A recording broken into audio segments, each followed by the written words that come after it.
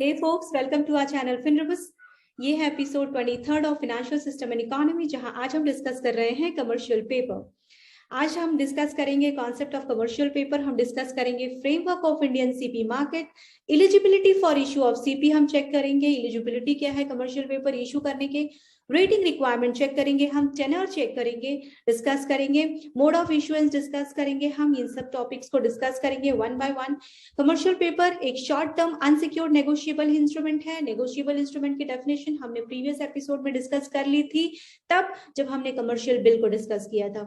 Okay, सो commercial paper क्या होता है? Short term unsecured negotiable instrument है, फिक्स्ड मेच्योरिटी ऑफ टाइम के लिए होता है। किस लिए? शॉर्ट टर्म ऑब्लिगेशन को फुलफिल करने के लिए। किसकी शॉर्ट टर्म ऑब्लिगेशन को फुलफिल करने के लिए? कंपनीज की जो शॉर्ट टर्म ऑब्लिगेशन है, जैसे कि वर्किंग कैपिटल रिक्वायरमेंट, ओके, उसको अचीव करने के लिए कंपनीज क्या करती हैं? कमर्शियल पेपर इशू करती हैं। Okay, primary dealers and all India financial institutions को परमिशन है कि वो कमर्शियल पेपर इशू कर सकते हैं। इशू होता है एट डिस्काउंट बेसिस पे और फेस वैल्यू बेसिस पे मैच्योर्ड होता है। ओके, सो इस तरह से कमर्शियल पेपर वर्क करता है। The issuer promises the buyer at fixed amount at a future date but pledges no asset. जैसे कि हमने अभी डिस्कस किया, ये अनसिक्योर्ड होता है, इसलिए किसी भी एसेट को प्लेज करने की जरूरत नहीं होती है। ये इशू होता है on a liquidity and earning power को एज अ गारंटी में देख करके। Okay, commercial paper is not tied to any specific self liquidating trade transaction. मतलब किसी, जैसे कमर्शियल बिल में होता था, किसी स्पेसिफिक जेन्युइन ट्रेड ट्रांजैक्शन से निकल कर नहीं आता है ये कमर्शियल पेपर। ओके, सो कमर्शियल बिल की तरह बिल्कुल भी नहीं है। Now, CP can be issued by company directly to investor or through bank or merchant bank. Okay, इस तरह से कमर्शियल पेपर इशू हो सकता है। अगर कमर्शियल पेपर डायरेक्टली इन्वेस्टर से के थ्रू डील करके इशू होता है तो उसे हम लोग क्या कहेंगे? डायरेक्ट पेपर कहेंगे। और अगर सिक्योरिटी डीलर के थ्रू एज एन इंटरमीडियरी के थ्रू होता है तो उसे कहेंगे dealer paper. Okay, such company or borrowers announced current rates of CP of various maturities. अलग अलग मेच्योरिटी पीरियड के CP इशू किए जा सकते हैं। ओके, कंपनीज और या borrower इशू करती हैं, अनाउंस करती हैं। ओके, इन्वेस्टर्स उस सिलेक्टेड मेच्योरिटी डेट के हिसाब से, उनके होल्डिंग पीरियड के हिसाब से उसे चूज कर सकते हैं। Okay, now they buy at a price less commission and sell at the highest possible level. उनकी प्राइस के हिसाब से और उनके लेवल कमीशन को अगर कम कर दिया जाए तो उस हिसाब से हाईएस्ट पॉसिबल लेवल में वो उसको इशू करते हैं। ओके, ये बैक्ड बाय अंडरराइटिंग, मतलब जो कंपनीज हैं वो इशू करती हैं तो वो अंडरराइटिंग फैसिलिटी है उनको भी अवेल करती है कि इनकेस अगर ये प्रॉपरली इशू नहीं, सेल नहीं होता है तो एज अ गारंटी वो वर्क करती है। ओके, कमर्शियल बिल की तरह ये स्पेसिफिक रेंज में नहीं डील करती है कि इस रेंज में के बीच में कि इतने मेच्योरिटी के बाद इतना रेट ऑफ इंटरेस्ट होगा। ओके, अब देख लेते हैं फ्रेमवर्क क्या है। इंडियन कमर्शियल पेपर का मार्केट को डील कैसे करते हैं, फ्रेमवर्क क्या बनाया है कि किसने? आरबीआई ने। Okay, unsecured money market instrument issued in the form of promissory note, ये प्रॉमिसरी नोट की तरह होता है। Okay, as a privately placed instrument, ये इंट्रोड्यूस हुआ था 1990 में। Okay, highly rated corporate borrowers के लिए। ओके, जिनको पैसे की रिक्वायरमेंट ज्यादा होती है। अब ये highly rated corporate borrowers in the sense ये 5 लाख के मल्टीपल्स में इशू होता है डिनोमिनेशन में। ओके, प्राइमरी डीलर्स और all India financial institutions were also permitted to issue CP. Primary dealer और ऑल इंडिया फाइनेंशियल इंस्टीट्यूशंस को परमिशन दिया है कमर्शियल पेपर इशू करने के लिए to meet the short term fund requirement. Okay, the issue of CP is govern by direction with RBI. Okay, RBI के हिसाब से गवर्न करता है ये कमर्शियल पेपर का market. Okay, time to time RBI guidelines issue करती रहती है।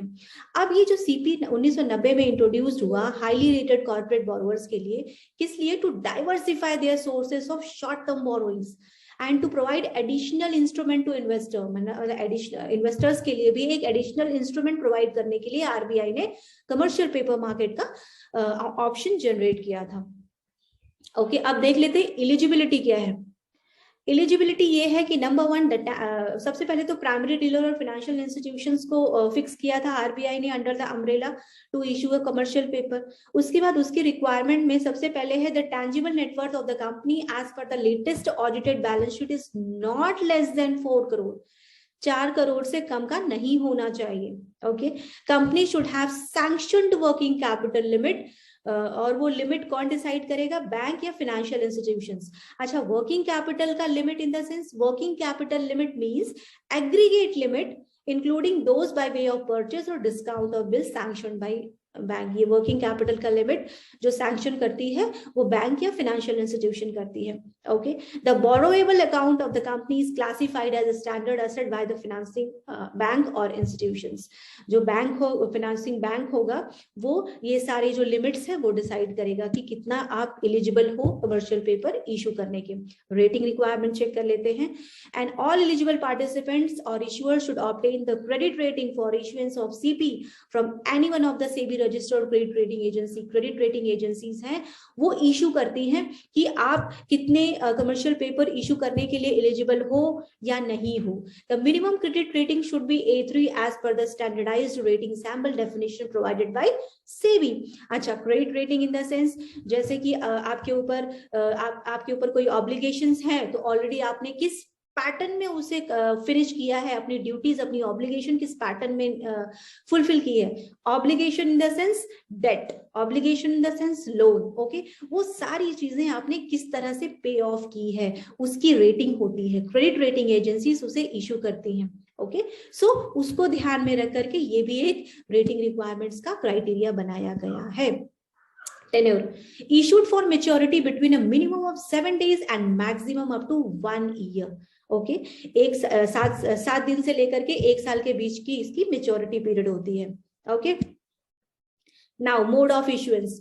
एक तो the CP can be issued either in the form of promissory note or in the dematerialized form through an depository approved by the registered with the SEBI। मतलब सेबी के under में registered कोई भी आप डिमटेरियलाइज्ड फॉर्म में भी इशू करते हैं, या फिर प्रॉमिसरी नोट के थ्रू या फिर डिमटेरियलाइज्ड फॉर्म में।